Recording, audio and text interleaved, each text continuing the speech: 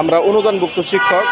আমরা চাই আমাদের প্রতিষ্ঠান জাতীয়করণ হোক। দীর্ঘদিন যাবৎ আমাদের দাবি ছিল একই পরিপত্রের আলোকে প্রাইমারি স্কুল জাতীয়করণ হয়েছে, কিন্তু আমরা মাদ্রাসা শিক্ষক যারা আছে স্বতন্ত্র এই মাদ্রাসা, এটা অনেক দিন যাবৎ অবহেলিত। সরকার থেকে সামান্য ভাতা পাই, যেরকম প্রাইমারি স্কুল ছাত্রদের উপবৃত্তি, তারপরে সরকারি যত সুযোগ সুবিধা তারা বুক করে বেতন পাই, তারা সরকারি গ্রেডে, আমরা এটা পাচ্ছি না। আমরা সামান্য কিছু অনুদান পাই সরকারের কাছ থেকে। আমরা বৈষম্যের শিকার। আমরা চাই এই নতুন বাংলাদেশে সকলেই বৈষম্য মুক্ত হোক। আমি যে মাদ্রাসার একজন শিক্ষক, আমার মাদ্রাসা অনুদানভুক্ত, কিন্তু আমার অনুদান এখনও চালু হয় নাই। আমি আরও কয়েকবারে প্রেস ক্লাবে আসছি। আমাদের এই রৌদ্রের মধ্যে অবস্থান করতে অনেক কষ্ট হচ্ছে। আমার আসলে খুবই আমার কাছে দুঃখের বিষয় যে আমি যে মাদ্রাসায় চাকরি করি তার পাশেই একটি প্রাইমারি।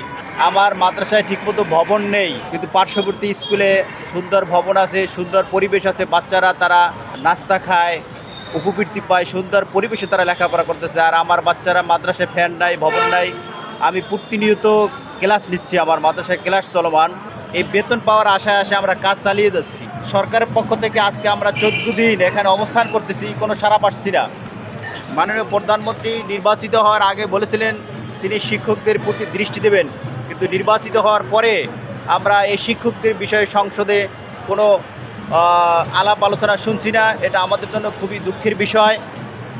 আমরা চাই, যেহেতু প্রাইমারিরা এই বাংলাদেশের নাগরিক, আমরাও তো বাংলাদেশের নাগরিক, আমরা বাচ্চাদেরকে অ্যারাবিক শিক্ষার পাশাপাশি জেনারেল শিক্ষাগুলো দিয়ে থাকি, তাহলে আমরা কেন বেতন পাচ্ছি না?